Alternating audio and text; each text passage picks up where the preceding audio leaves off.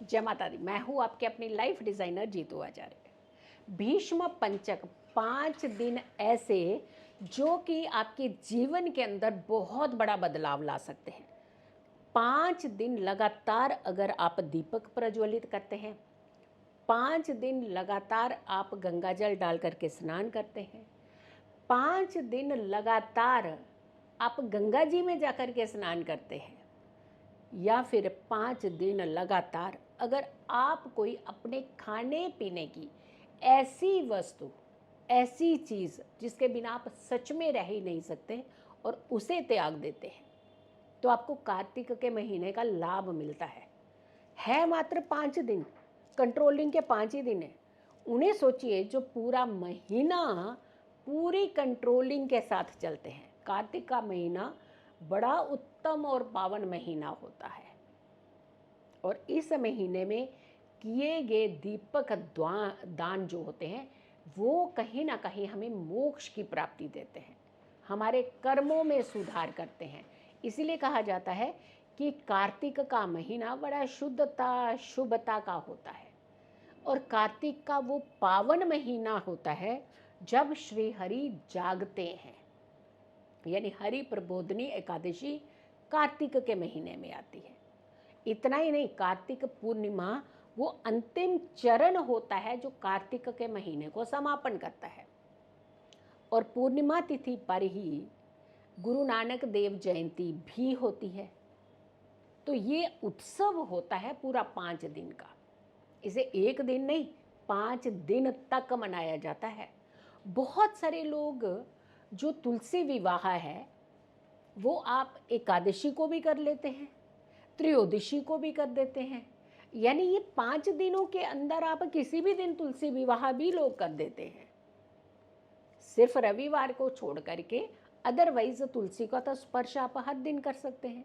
तो यानी ये 5 दिन इतने इम्पॉर्टेंट है कि आपके पूरे साल की एनर्जी को, ऑरा को क्लीन करते हैं। तो सबसे पहली इम्पॉर्टेंट चीज़ कि 5 दिन में ये जो 5 दिन का जो उत्सव आ रहा है ये कहाँ से शुरू हो रहा है? 1 तारीख से, 1 नवंबर से शुरू होगा और 5 नवंबर तक रहेगा ये। तो 5 दिन लगातार सबसे पहले कर सके तो 31 दिए तुलसी मैया के आगे, और आकाशीय दीपक, यानी रोज का एक दिया मान करके आप हर दिन जलाना शुरू कर दीजिए। और 5 दिन लगातार जलाएंगे तो कैसे हो जाएगा? 5-5 दिए रोज के। अगर आप ये कर सके तो बहुत अच्छा है।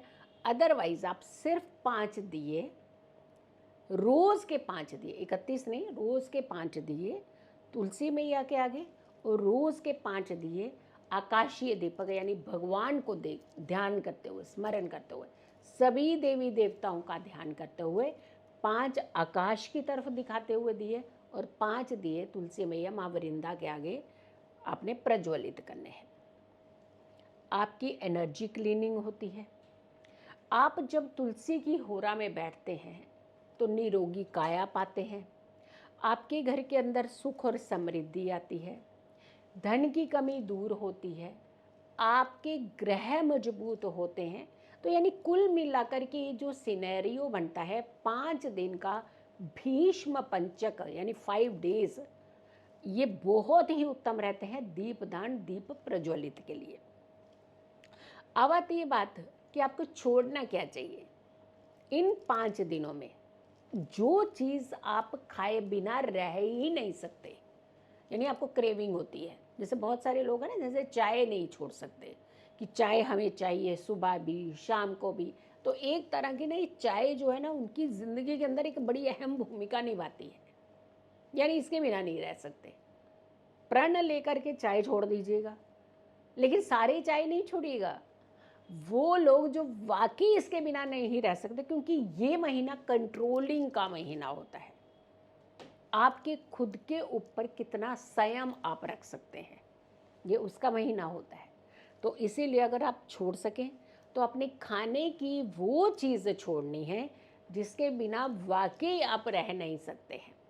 5 दिन के लिए त्याग दीजिएगा, और 5 दिन लगातार जब भी आप स्नान करें तो गंगा जल डाल करके ही स्नान कीजिएगा और देवी देवताओं का स्मरण हर दिन कीजिएगा। 2 समय नियम अनुसार सुबह और संध्या में आप अपने घर के मंदिर में दीप प्रज्वलित ज़रूर कीजिएगा। ये 5 दिन ना उत्सव के दिन होते हैं। जैसे हम अपनी दीपावली से पहले तैयारियां करते हैं ना, महीनों लगा देते हैं, तो देव दीपावली भी आने वाली होती है। तो ये 5 दिन जो होती है तैयारियों के भी होते हैं, भगवान को प्रसन्न करने की तैयारियां। हम अपने जीवन में प्रसन्न करना किसे चाहते हैं? हम अपने देवी देवताओं को मनाना चाहते हैं, हम अपने कुल देवी देवता को मनाना चाहते हैं, हम किसी भी तरीके से भगवान का आशीर्वाद चाहते हैं, उनकी एनर्जी चाहते हैं। और जब भगवान ही साथ में आ जाए तो फिर आपको घबराने की ज़रूरत नहीं होती। इसीलिए इन 5 डेज में की गई कंट्रोलिंग आपके जीवन को संतुलित करती है। जब भी आप दीपक प्रज्वलित तुलसी मैया के आगे करें, वहीं बैठ करके आप तुलसी चालीसा ज़रूर पढ़िएगा। रोज़ एक बार तो ज़रूर पढ़िए। और जो तुलसी जी की आरती होती है वहाँ आप इसकी पूर्णता होती है, तो यानी पूर्ण भी करना है उसे। चालीसा पढ़ने के बाद आपको आरती भी ज़रूर पढ़नी है। तो आप इस उपाय को कीजिएगा ताकि आपकी ज़िंदगी के अंदर कितनी भी उथल पुथल चल रही हो, कितनी भी समस्याएं चल रही हो, वो सारी समस्याओं के समाधान निकल सके।